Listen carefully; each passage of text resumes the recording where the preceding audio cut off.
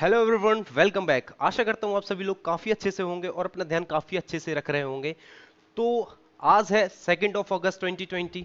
तो देखते हैं आज के न्यूज़पेपर में हमारे लिए कौन कौन सी न्यूज़ इतनी इंपॉर्टेंट है और अच्छे से उन्हें एनालिसिस करेंगे और उन्हें सिंप्लीफाई करेंगे अपनी लैंग्वेज में, यानी कि जो भी हमारा मोड ऑफ इंस्ट्रक्शन है as per the new education policy 2020।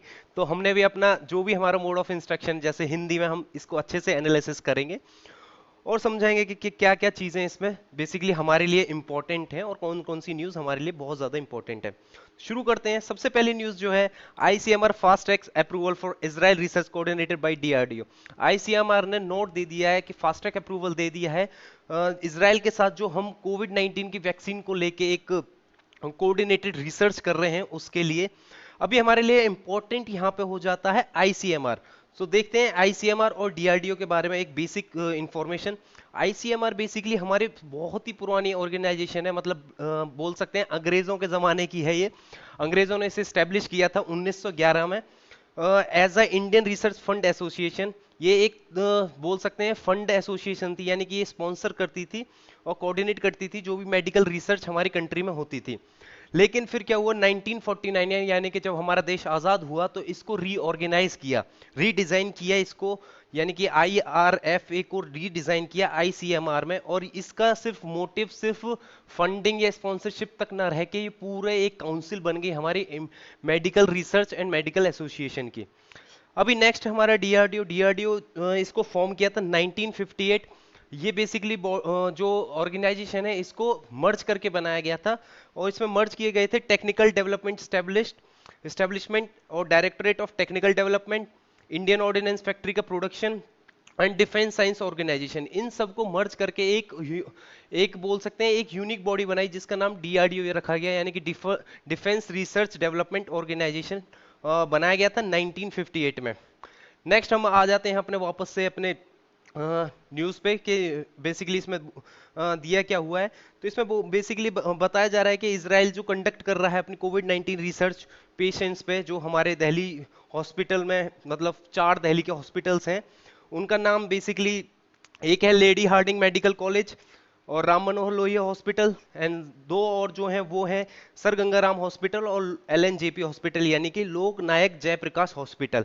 तो यहाँ पे अपना इसराइल अपना कंडक्ट कर रहा है कोविड 19 की रिसर्च पेशेंट्स के ऊपर, और डीआरडीओ इसमें कोलेबरेट कर रहा है इसराइल के जो directorate of defence research and development है, यानी कि डीआरडीडी, जो कि ट्रायल करेगा इंडियन पेशेंट्स पे, जिसमें इंक्लूड होगा audio test, breath test, thermal testing and polyamino test, जो कि आइसोलेट प्रोटीन से रिलेटेड होंगे। ये कोविड 19 के जो भी ये सारे टेस्ट जो कि हैं, ऑडियो टेस्ट है, ब्रेथ टेस्ट है, थर्मल टेस्टिंग है और पॉली अमीनो टेस्ट है। Poly amino basically related to the isolate proteins. Okay, next ministry ने नोट दे दिया है जो भी ट्रायल होगा वो बेसिकली बोला जा रहा था, उसने मतलब उस टाइम पे आईसीएमआर ने बोला था कि एचएमएससी से नोट लेना पड़ेगा इस कंडक्ट कराने के लिए, मतलब अपनी रिसर्च कंडक्ट कराने के लिए। तो अगर आपको मैं बता दूं, एचसीएमआर बेसिकली ये एक बॉडी है, हेल्थ मिनिस्ट्री स्क्रीनिंग कमेटी है, ये कमेटी है, इसे चेयर कर रहे हैं बलराम भार्गव खुद, जो कि हम बोल सकते हैं आईसीएमआर के हेड भी हैं। जो गवर्न करते हैं आईसीएमआर को, बलराम भार्गव वही इसके चेयर कर रहे हैं एचएसएमसी उस बॉडी को। आगे हम देखते हैं आईसीएमआर जो है वो हमारी एपेक्स बॉडी है of biomedical research and foreign aided research in the country. ये एकमात्र बॉडी है इंडिया की। और डीआरडीओ ने प्रपोज किया था कि 5000 सलाइवा सैंपल्स ये इजराइल डिफेंस टीम को ट्रांसफर करेंगे, जिनके बेसिस पे वो अपनी रिसर्च कंडक्ट करेंगे। और ये जो सैंपल्स होंगे ये लिए गए हैं lady Hardinge medical college, Ram Manohar Lohia, LNJP hospital and sir Gangaram hospital, as per हम देख चुके हैं कि जो 4 हॉस्पिटल से।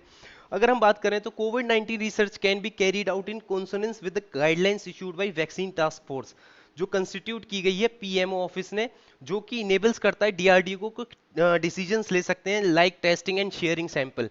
यानी कि पीएमओ ऑफिस ने खुद डीआरडीओ को एक तरीके से बोल सकते हैं कि वो बोल सकते हैं वो मतलब एक परमिशन दे रखी है, एक तरीके से पावर ऑफ अटॉर्नी भी बोल सकते हैं इन सिंपल लैंग्वेज के, दे रखी है डीआरडीओ को कि वो डिसीजंस ले सकती है खुद ही टेस्टिंग और सैंपल शेयरिंग को लेके।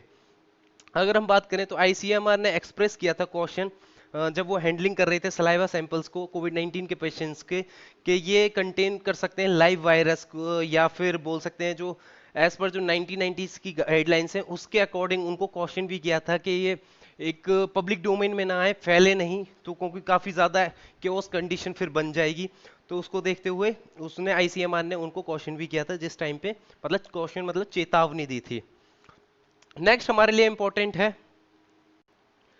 Credit guarantee extended to larger firm self employed, यानी कि जो क्रेडिट गारंटी स्कीम थी, जो आत्मनिर्भर जो अभियान इस टाइम पे शुरू किया था, उसके बीच में अंतर्गत कुछ योजनाएं शुरू करी थी, गरीब कल्याण योजना स्टार्ट करी थी, तो उसी में एमएसएमई सेक्टर के लिए लोन के लिए एक गारंटी स्कीम स्टार्ट की थी, क्रेडिट गारंटी स्कीम। इसको लार्जर फर्म्स के और जो सेल्फ एम्प्लॉयड हैं उनके लिए भी एक्सपेंड कर दिया गया है। अगर हम बात करें तो सेंटर ने एक्सपेंड कर दिया है क्रेडिट गारंटी स्कीम को एमएसएमई से लेके जो और बाकी जो लार्जर फर्म्स हैं, जैसे सेल्फ एम्प्लॉयड पीपल रहे, प्रोफेशनल्स रहे, जैसे कि लॉयर्स रहे, सीए रहे, और आपका बोल सकते हैं सीधे डॉक्टर्स वगैरह रहे, उनके लिए भी इसको एक्सटेंड कर दिया गया है। अगर हम देखें तो emergency credit line guarantee scheme है, ये रोल आउट की गई थी मई में, यानी कि मई 2020 में, as a part of centre's Atmanirbhar package, जो उस टाइम पे रिस्पॉन्स में निकाला था कोविड-19 क्राइसिस को लेके। आत्मनिर्भर पैकेज जो ऐलान किया था उस टाइम पे निकाला गया था। एज पर अभी तक की हम अगर बात करें तो 87,000 करोड़ डिस्पर्स भी कर दिए गए हैं एमएसएमई सेक्टर्स को। इसमें थोड़ा सा और भी चेंजेस किए गए हैं, जैसे कि अभी तक ये एमएसएमई जो थी एलिजिबल थी जिनका टर्नओवर 100 करोड़ था और जिसकी आउटस्टैंडिंग लोन जो था वो 25 करोड़ तक था फरवरी 29 2020 तक।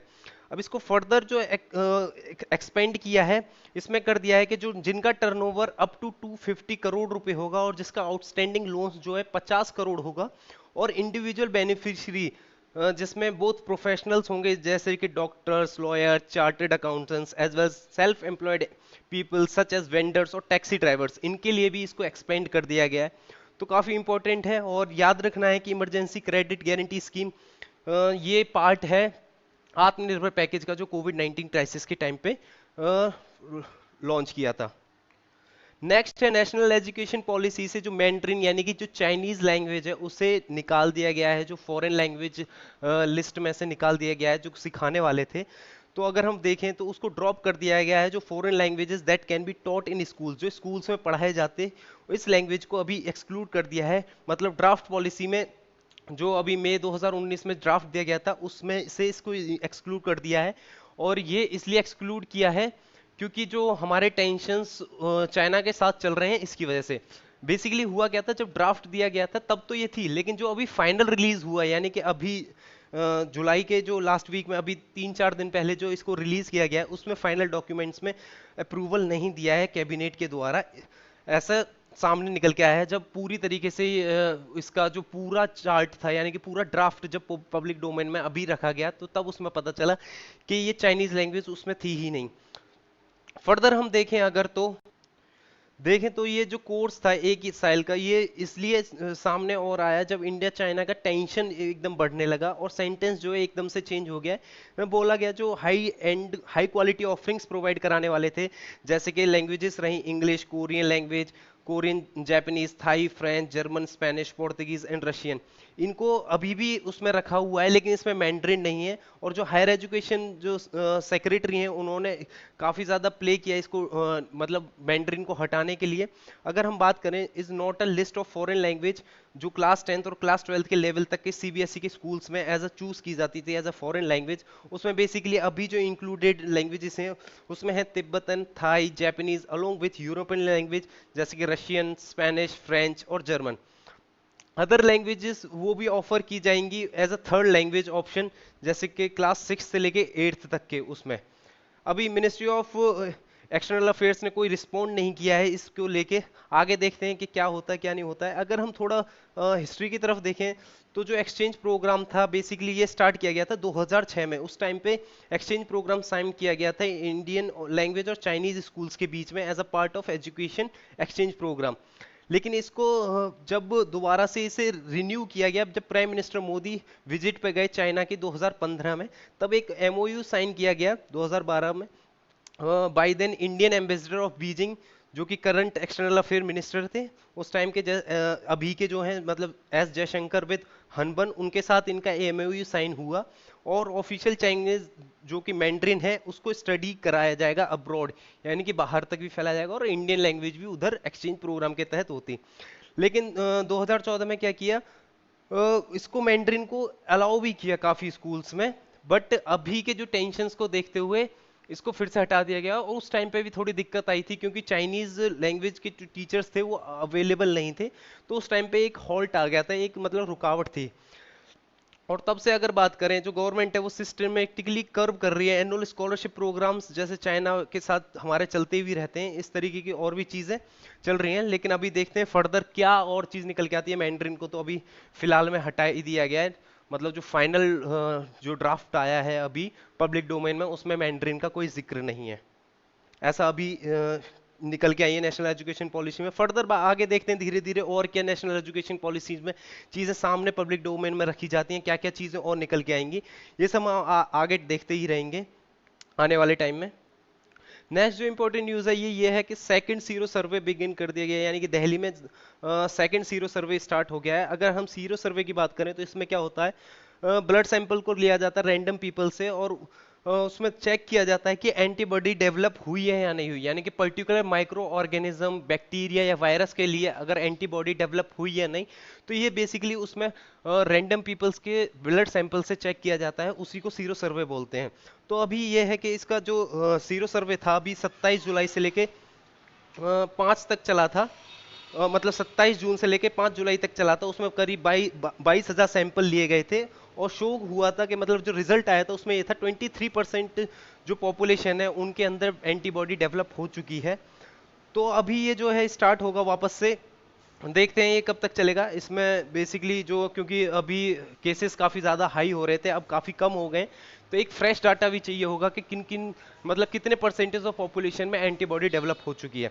अगर हम बात करें the positivity rate which is the percentage of people वो test positive of village virus has drop, यानी कि जो वायरस से जो पॉजिटिविटी रेट था कि जो परसेंटेज ऑफ पीपल जो इससे इफेक्ट हो रहे थे वो ड्रॉप हो चुके हैं अभी 12% से 6.1% तक। और जो नंबर ऑफ कंटेनमेंट जोन्स हैं दिल्ली के अंदर वो भी डिक्रीज हो गए हैं और 496 पर आ चुके हैं एज पर सैटरडे के डाटा के हिसाब से।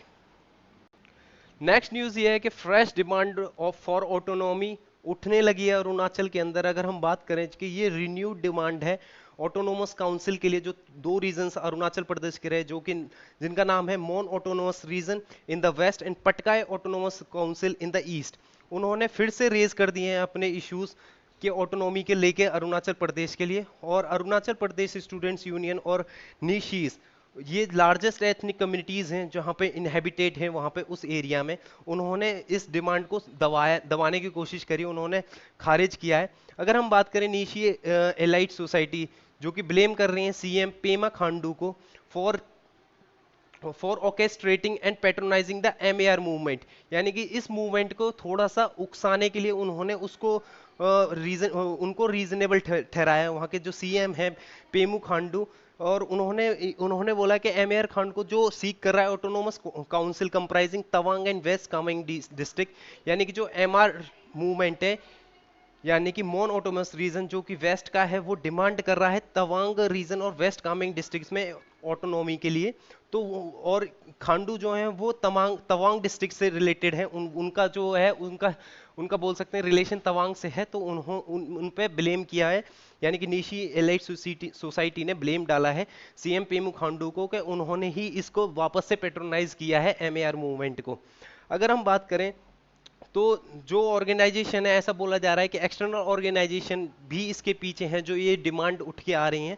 इनमें चाइना का एक रोल दिखाया जा रहा है कि चाइना, अरुणाचल प्रदेश के अंदर चाइना का भी एक रोल है। और इशाक मवी फैक्शन, एक national society council of Nagaland, वो भी बिलीव है कि वो भी इसको जो पीएसी यानी कि Patkai council of Patkai autonomous council उसको थोड़ा बढ़ावा दे रही है, यानी कि national society council of Nagaland वो पीएसी को बढ़ावा दे रही है। तो इस तरह की चीजें उठ के आई हैं। तो अभी हमारे लिए इंपॉर्टेंट ये था कि कौन कौन से ग्रुप हैं। दो रीजन ऑटोनॉमस की मांग कर रहे हैं अरुणाचल प्रदेश में, एक है एमओआर यानी कि मॉन ऑटोनॉमस रीजन, और एक है पीएसी यानी पटकाई ऑटोनॉमस काउंसिल इन ईस्ट। ये वेस्ट और ईस्ट में दोनों हैं।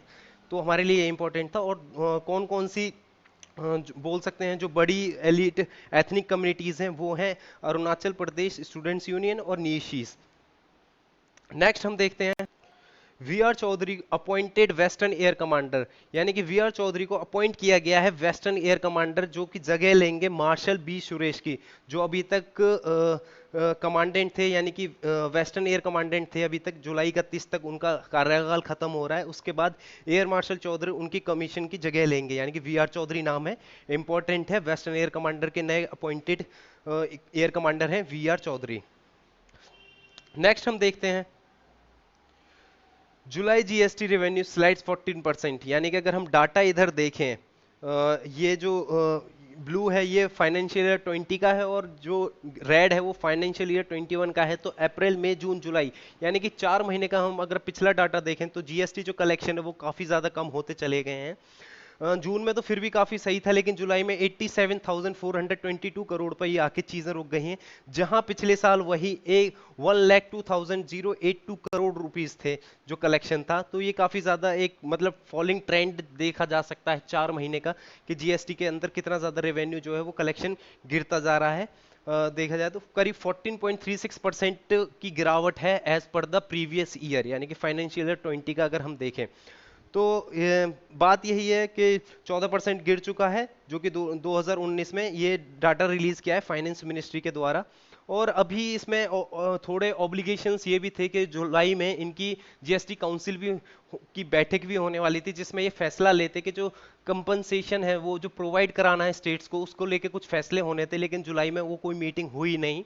तो देखते हैं अभी फर्दर ये कब मीटिंग इसमें होती है। और अटॉर्नी जनरल से अपना ओपिनियन मांगा था, तो अटॉर्नी जनरल ने उन्होंने ओपिनियन दिया है कि attorney general had opined that there was no obligation on union government to make good the shortfall and GST compensation payable to the states. अब फर्दर देखते हैं इस चीज को लेके क्या मीटिंग होती है और किस मीटिंग मतलब इस एक्सक्लूसिव जीएसटी काउंसिल मीटिंग के अंदर क्या इशू इस तरीके से उठाया जाता है और अटॉर्नी जनरल की कितनी बात इसमें मानी जाती है। तो हमारे लिए इंपॉर्टेंट सिर्फ यही था कि जीएसटी का जो शॉर्टफॉल है वो धीरे धीरे एक गिरता जा रहा है, और जीएसटी की काउंसिल की जो मीटिंग है वो होने वाली है, उसमें फर्दर पता चले कि जो अटॉर्नी जनरल ने जो अपना फर्दर जो ओपिनियन दिया है उस पर कितनी चीजें सहमत होती हैं या नहीं होती हैं। Next topic is related to our science and tech, यानी कि ये थोड़ा मेडिसिन से रिलेटेड है। एक बीमारी है शिजोफ्रेनिया। अगर हम इसके बारे में देखें तो ये सीरियस मेंटल इलनेस है जो इफेक्ट करती है कि पर्सन कैसे सोचता है, फील करता है, किस तरीके से बिहेव करता है। और जो पीपल मतलब इससे जो ग्रस्त लोग होते हैं वो अपना एक जो रियलिटी है उससे टच खो देते हैं, वो अपने आप में ही रहते हैं। इसका अभी तक कोई नोन कॉज पता नहीं चला है, यानी कि इसके ऊपर रिसर्च कंटिन्यूस जारी है, लेकिन अभी इसके बारे में कुछ चीजें पता नहीं है। तो अभी एक तमिलनाडु में यानी कि चेन्नई में रिसर्च हुई 97 पीपल्स पे, तो उसमें निकल के आया कि इसका जो पेपर इसमें शो किए गए उसमें क्लैरिफाई किया गया, तो एचएलए वेरिएशंस देखा जाता है, यानी कि जीन के अंदर एचएलए वेरिएशंस होते हैं।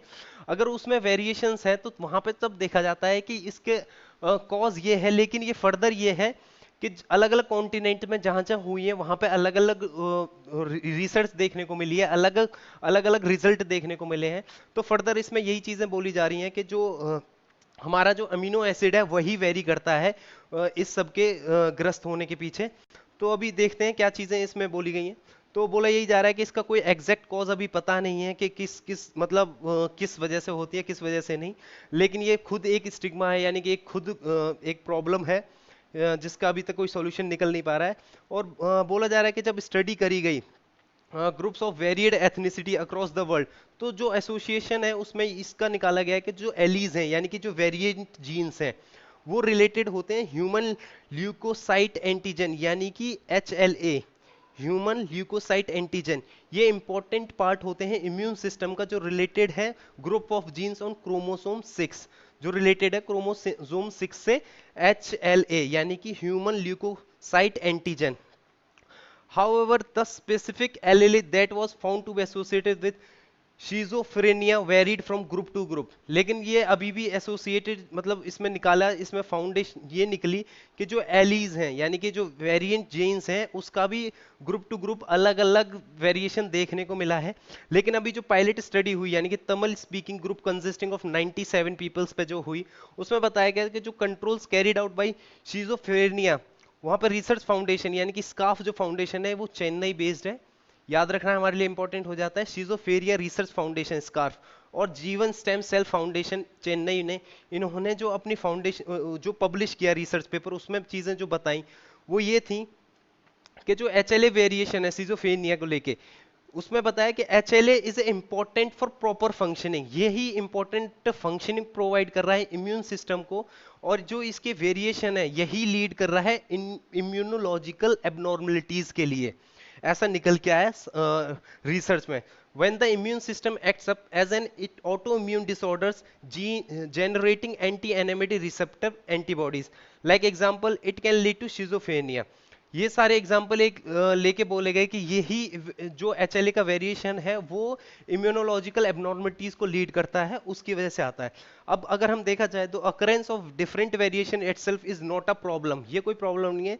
HLA genes are extremely variable and are very different across human population. तो एट द एंड अभी भी मतलब एज सच कंक्लूजन कोई निकला नहीं है, डिफरेंट टू डिफरेंट कंट्रीज इसका वेरिएशन देखने को मिलता है, क्योंकि अलग अलग जगह पे अलग अलग जो रिसर्च हुई उसमें यही चीजें निकल के आई। तो अभी ये है कि रिसर्चर अमीनो एसिड का जो टाइप है उस पर भी काफी ज्यादा रिसर्च कर रहे हैं, और उसमें जो प्रेजेंट होता है पेप्टाइड बाइंडिंग जो ग्रूव करता है एचएलए मॉलिक्यूल को, तो वो भी एक कारण निकाला जा रहा है कि एचएलए के वेरिएशन के पीछे जो अमीनो एसिड के अंदर पेप्टाइड बाइंडिंग है वो भी गवर्न करता है इस तरह की एबनॉर्मलिटीज के लिए, तो उस पर भी वर्क किया जा रहा है। लेकिन फर्दर लास्ट यही है कि अभी भी कोई नोन नहीं है क्या आगे चीजें क्या रहेंगी क्या नहीं, तो अभी तक कुछ चीजें क्लियर नहीं है। अगर हम बात करें आगे फर्दर, तो ये जो है ये EIA को लेके है, यानी कि उसमें क्या क्या चेंजेस करे गए हैं, जो नोटिफिकेशन पास्ट पे जो आया था, यानी कि जो हमारे फर्दर जो बॉडी थी अभी तक EIA जो चल रही थी उसमें क्या क्या चेंज हैं as per the new notification जो अभी निकाला गया था। तो अभी रिसेंट में अगर हम स्टोरी अभी तक की देखें तो ministry of environment forest and climate change, उन्होंने पब्लिश किया draft environment impact assessment notification 2020, जिसका इंटेंशन था रिप्लेसिंग द एग्जिस्टिंग EIA जो 2006 का नोटिफिकेशन है under environment protection act 1986। Excuse me. और गवर्नमेंट चाहती है कि इनकॉर्पोरेट करे, मतलब मॉडिफिकेशंस करे रेगुलेशंस में थ्रू अमेंडमेंट्स, थोड़े अमेंडमेंट करके EIA में, और बनाना चाहती है EIA को एक साइंटिफिक एस्टिमेट करे जो कि इम्पैक्ट कितना है क्या नहीं, उसके लिए साइंटिफिक एस्टिमेशन हो, यानी कि जैसे माइनिंग रहे, इरिगेशन डैम रहा, इंडस्ट्रियल यूनिट रहा, वेस्ट ट्रीटमेंट प्लांट या, तो इनका एक साइंटिफिक एस्टिमेशन होना चाहिए। इस तरीके के चीजें गवर्नमेंट EIA में करना चाहती है। और थोड़े ये प्रोविजंस भी हैं जो पब्लिक कंसल्टेशन थे रूल्स में, और जो पब्लिक हियरिंग थी, लोकल कम्युनिटीज और इंटरेस्टेड पीपल वो अपना ओपिनियन दे सकते हैं और रेज कर सकते हैं objection based on draft EIA report prepared by expert for the project, जो प्रोजेक्ट की रिपोर्ट EIA बनाए। लेकिन इसमें एक दिक्कत यह है कि इतनी सारी चीजें जो हमें ऊपर ऊपर से देखी वो काफी अच्छी लगी कि पब्लिक ओपिनियन भी लिया जा रहा है, लेकिन जो प्रोजेक्ट इंक्लूडेड हो जाएंगे कैटेगरी B2 के अंदर, तो वहां पे जो एग्जिस्टिंग रेगुलेशंस हैं और जो सेवरल एक्टिविटीज हैं उनका परव्यू ही नहीं होगा पब्लिक कंसल्टेशन के लिए। तो जो सारी दिक्कत स्टार्ट हुई वो यहां से ही हुई, जो कैटेगरी B2 के जो प्रोजेक्ट्स थे, यानी कि जिन प्रोजेक्ट्स को मोहर दी गई है कैटेगरी B2 के अंदर, उनको एग्जम्पशन दिया जाएगा परव्यू के लिए, जो पब्लिक कंसल्टेशन या लोकल कम्युनिटीज की सुनी जाए, जो इंटरेस्टेड पर्सन्स हैं उनका, स्टेक होल्डर्स का कुछ राय मशवरा लिया जाए। और इसमें जो प्रोजेक्ट्स होंगे इस कैटेगरी में वो इंक्लूड करेंगे offshore and onshore oil, gas and shale exploration, hydroelectric projects up to 25 megawatt, irrigation projects between 2000 and 10,000 hectares of command area, small and medium mineral beneficiation units, small foundries involving furnace units, small categories of reloading mills, small and medium cement plants, small clicker grinding units, acids, other phosphoric or ammonia, sulfuric acid, micro, small and medium enterprises in dye and dye intermediates, bulk drugs, synthetic rubbers, medium sized paint units, all inland water projects, expansion of widening of highways between 25 kilometer or 100 kilometer with defined parameters, aerial ropeways and ecological sensitive areas. इसमें जो जोड़ा गया है ना ecological sensitive areas, ये भी बहुत ज्यादा गलत जोड़ दिया गया है, ये नहीं होना चाहिए था B2 के अंदर, जो भी कैटेगरी B2 इन्होंने रखी है, और specified building construction and area development projects. अब होगा क्या, इसमें जो है ये जो लिस्ट किए गए हैं ये एग्जिस्टिंग नॉर्म्स जो हैं, यानी कि उनको आइडेंटिफाई किया जाएगा एक्सपर्ट अप्रेजल कमेटी के द्वारा, और इसमें जो है कुछ और भी हैं जैसे कोल और नॉन कोल मिनरल्स प्रोस्पेक्टिव, सोलर फोटोवोल्ट प्रोजेक्ट्स हैं, इनको इनको क्या है, इनको प्राइवेट इन्वायरमेंट वो नहीं लेना पड़ेगा, यानी कि जो इन्वायरमेंटल क्लियरेंस है वो परमिशन ये सब नहीं लेनी पड़ेगी as per the new scheme. इस स्कीम के अगर हम बात करें जो ऑपरेशंस क्या होंगे, जो एग्जामिशन ईआईए और पब्लिक कंसल्टेशन लिस्टेड हैं B2 कैटेगरी एक्टिविटीज के लिए, उसमें expansion and modernisation project will affect करेंगे। इसको दिया जा रहा है कि मॉडर्नाइजेशन के लिए हैं, हमारे उसके लिए हैं, एक्सपेंशन के लिए हैं, तो ये कहीं ना कहीं बहुत ज़्यादा इफेक्ट डालेंगे इन्वायरमेंट पे, क्योंकि ये जो प्रोजेक्ट कैरी किए जाएंगे विदाउट ओवरसाइट, इनको देखा ही नहीं जाएगा, इनके प्रायर कंसल्टेशन नहीं ली जाएगी, वहाँ लोकल स्टेक होल्डर से कुछ पूछा ही नहीं जाएगा। तो ये चीज़ गलत है कि उसके नाम पे दे देना, एक्सपेंशन और मॉडर्नाइजेशन के नाम पे क्लियरेंस दे देना। और कुछ में तो प्रोविजन ये है कि पोस्ट फैक्टो इन्वायरमेंटल क्लियरेंस, यानी कि प्रोजेक्ट स्टार्ट हो जाएगा प्रायर क्लियरेंस भले ही मिले नहीं, लेकिन वो प्रोजेक्ट स्टार्ट कर सकते हैं, और प्रोजेक्ट शुरू होते होते वो अपना खत्म भी हो जाए, पता चल रहा है तब जाके क्लियरेंस मिल रहा है, यानी कि फिर फायदा ही क्या क्लियरेंस लेने का, क्लियरेंस लेके काम स्टार्ट किया जाता है। यहाँ पे पोस्ट फैक्टो में ये चीज दी गई है कि वो अपना स्टार्ट कर सकते हैं वर्क, और क्लियरेंस उन्हें मिलता रहेगा, और अब बाद में अगर नहीं मिला तो क्या किया जाएगा, इतना तो डिग्रेडेशन फिर इन्वायरमेंट का हो ही जाएगा ना, तो वो भी तो गलत है। आगे देखें तो नोटिस पीरियड जो पब्लिक हियरिंग का है उसे भी कट कर दिया गया, जहां 30 दिन होते थे वहां 20 दिन कर दिए गए। इस 20 दिन में बहुत ज्यादा डिफिकल्टी रहेगी, जो स्टडी जो ईआईए कर सबमिट करेगा उस प्रोजेक्ट को लेके, तो उसमें जो, और ये पब्लिक वाइडली एक्सेसिबल नहीं होगी, यानी कि रीजनल लैंग्वेजेस में भी नहीं दी जाएगी, ऐसे भी कुछ प्रोविजंस हैं। अगर हम बात करें अंडर द प्रपोज चेंजेस, जो प्रोजेक्ट प्रोपोनेंट्स हैं वो सबमिट कर सकते हैं सिर्फ एक एनुअल रिपोर्ट, जहां पहले 2 करते थे। तो इसमें ये भी देखा जा रहा था कि झोल है इतनी जल्दी, मतलब एक ही में सारी चीजें नहीं कवर कर सकते, जहां 2 में अच्छे से कवर होती थी चीजें। और आगे अगर हम बात करें तो ईआईए जो नोटिफिकेशन वो एक्सक्लूड करता है reporting by the public of violation and non compliance, यानी कि institute of government will take cognizance of reports only from the violator promoter government authority, यानी कि सिर्फ इनसे ही अपनी जो रिपोर्ट मिलेगी सिर्फ उसको ही रिगार्ड करेगी गवर्नमेंट, उनको ही दिया जाएगा। जो अप्रेजल कमेटी और रेगुलेटर अथॉरिटी होती हैं वो जो देंगी वही मान्य होंगी। कोई एक्स्ट्रा वॉलंटियर यानी कि दूसरा कोई इसके लिए रिपोर्ट तैयार करके अगर दे रहा है कि ये दिक्कतें हैं तो वो मान्य नहीं होंगी। अब हम अगर बात करें कि जो इन रूल्स इन इंडिया हैं, जो इंडिया के अंदर रूल्स हैं, जो EIA 2006 का जो रूल था, उसमें अगर देखा जाए कि कुछ प्रोजेक्ट्स तो ऐसे भी निकले जिसमें काफी ज्यादा फ्लॉज थे, जिनको दे दी गई थी क्लियरेंस, और फिर वो आगे जाके जो चीजें थी वो सामने आई, तो कहीं ना कहीं वो जो उसका एक फेलियर था, उसको दर्शाया कि इसकी वजह से फेलियर्स आए चीजें के, और एक्सटर्नल जो इन्फ्लुएंसेस होते हैं जो अपने फायदे के लिए काम कर रहे होते हैं बेसिकली, और तो उनको एक्सेप्टेंस दिया और नेग्लेक्ट किया गया जो लोग वहां पे सफर कर रहे हैं उनको। तो अभी बस देखा जा रहा है कि जो नोटिफिकेशन 2020 है वो और कितना इम्पैक्ट डालता है और कितना ज्यादा डीपेंड करता है चीजों को। नेक्स्ट जो हमारा टॉपिक है ये है the subject of content of court. ये काफी ज्यादा हाईलाइटेड इश्यू हो गया है जब से जो हमारे एडवोकेट और एक्टिविस्ट हैं प्रशांत भूषण, उन्होंने जो 2 ट्वीट किए हमारे CGI और जो पास्ट के CGI रहे, यानी कि पिछले, अगर उन्होंने डाटा बेसिकली उठाया नहीं, उन्होंने बोला कि अगर हम पिछले 6 CGI को देखें तो उन्होंने जो वर्क किया उनकी वर्किंग पे क्वेश्चन किए, और जो CGI का जो हार्ले डेविडसन के साथ फोटो था उसके ऊपर भी काफी ट्वीट किए।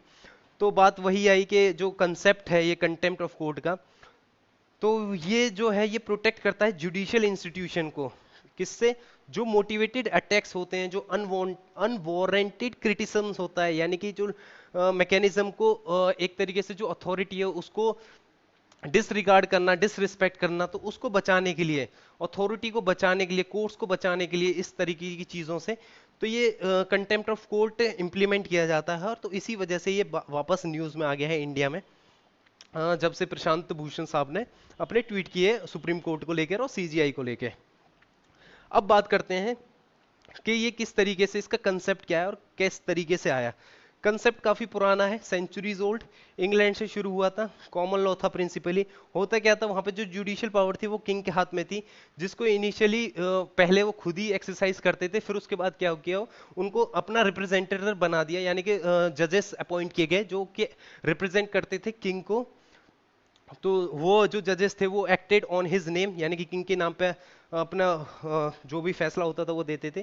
तो उस टाइम पे ये होता था, जो वायलेट करता था जजेस को ऑर्डर को, वो कंसिडर किया जाता था किंग की हिमसेल्फ, यानी कि किंग जो है उसकी तौहीन समझी जाती थी, उसके जो जज है उसका जो ऑर्डर है उसको ही खारिज किया जा रहा है।